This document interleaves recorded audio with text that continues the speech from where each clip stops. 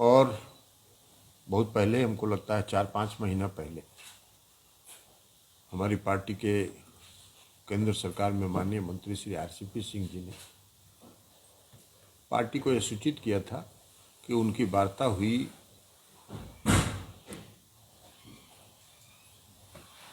माननीय गृह मंत्री जी से, उनकी वार्ता हुई भारतीय जनता पार्टी के अध्यक्ष माननीय श्री नड्डा साहब से, उनकी वार्ता हुई धर्मेंद्र प्रधान जी से जो वहाँ के प्रभारी हैं, और उन्होंने कहा कि भारतीय जनता पार्टी जनता दल यू के साथ मिलकर चुनाव लड़ना चाहती।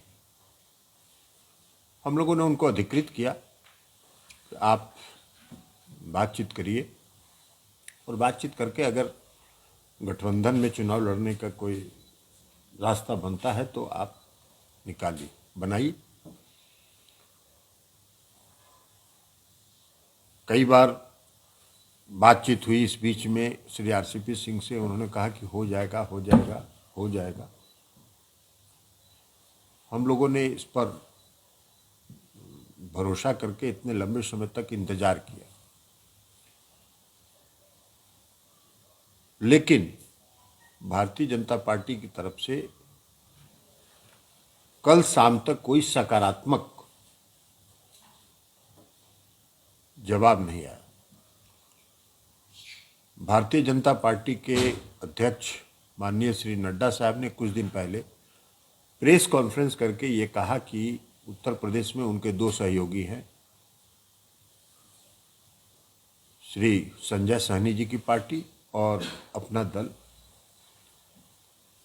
उसके बाद भी हम लोगों ने कहा कि भाई, अगर भारतीय जनता पार्टी, माननीय रामचंद्र बाबू को, कि अगर भारतीय जनता पार्टी हम लोगों के साथ समझौता करना चाहती है तो उसको ये तो कहना पड़ेगा कम से कम कि हमारी जनता दल यू से बातचीत हो रही है, तभी हम माने।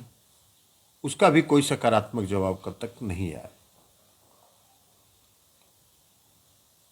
पिछले बैठक में जब प्रदेश के अध्यक्ष श्री अनूप पटेल जी 51 लोगों की सूची लेके आए थे, उस दिन भी मैंने कहा था, और उस दिन माननीय मंत्री श्री आरसीपी सिंह साहब के कहने पर ही हम लोगों ने फिर शीघ्र 1-2 दिन 3 दिन के लिए तक इंतजार किया, लेकिन कोई सकारात्मक जवाब नहीं आया।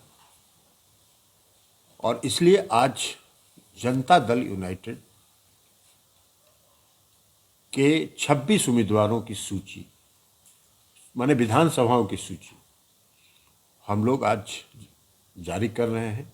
हमने उस दिन प्रदेश अध्यक्ष को श्री अनूप पटेल जी को अधिकृत किया था, वही आज उस सूची को 26 विधानसभा क्षेत्रों की सूची जारी कर रहे हैं। ये पहली सूची है। दूसरी सूची हम और जारी करेंगे। उम्मीदवार के नाम हम आज इसलिए घोषित नहीं कर रहे हैं कि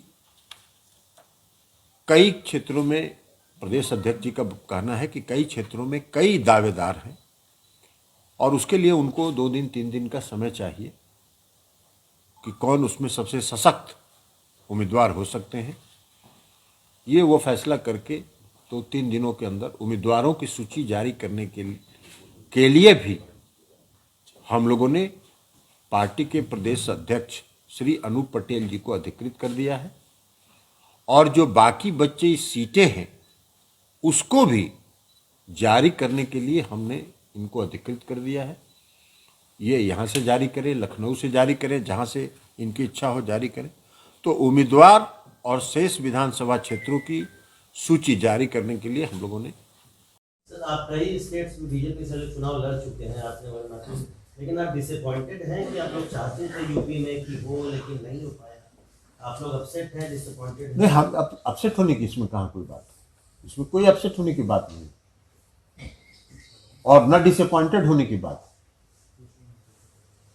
भारतीय जनता पार्टी से हमने पहले ही बताया आपको कि जनता दल यू के और हमारे पार्टी के केंद्र की सरकार में जो माननीय मंत्री श्री आरसीपी सिंह साहब हैं, उन्होंने कहा कि भारतीय जनता पार्टी इस पर सहमत है, और इसलिए हम लोगों ने इंतजार किया। बल्कि अगर हम लोग प्रारंभ से तैयारी करते तो और ज्यादा मजबूती से चुनाव लड़ते हो। क्या आपको लग रहा है सर कि भाजपा ने एक तरह से धोखा दिया जेडीयू नहीं, हमें ये कैसे कहें धोखा देने की बात? तो भाजपा ने हमसे कोई पार्टी को, हमने तो कहा कि उन्होंने कभी ये कहा नहीं था कि हम जनता दलियों से समझौता कर रहे हैं और नहीं किया, इसलिए आप इसको धोखा कैसे सर, मानते हैं? एक सवाल है, एक ही आपने कहा कि पहले अगर हम लोग कैंडिडेट तो ज्यादा तैयारी से चुनाव मैदान में जाते हैं, ऐसा लगता है कि ज्यादा बातचीत की प्रक्रिया में देरी हुई से आप लोग ठीक से तैयारी नहीं कर पाए? नहीं, तैयारी नहीं कर पाए, सीट ज्यादा हम लड़ते। मेरे कहने का मतलब वो है कि 50, 60, 70 सीट आज हम लड़ रहे हैं, हम 100 सीट पर लड़ते। हम 100 सीटों पर उम्मीदवार खड़े कर सकते थे वह, लेकिन आज जो हम 50-60 सीट पर चुनाव लड़ रहे हैं, हम 100 सीट पर लड़ते चुनाव। भाई मैंने आपको बताया कि अरुणाचल में कितना 60 की है, 15 लड़े हम, तैयारी थी हमारी, और 15 में हम 7 जीते। वहां नागालैंड में हम जीते, लेकिन उसके बावजूद भी जनता दल यूनाइटेड उत्तर प्रदेश 2022 का विधानसभा का चुनाव पूरी मजबूती से और पूरी ताकत से लड़ेगा, और हमको पूरी उम्मीद है, पूरा उम्मीद है, पूरी संभावना है।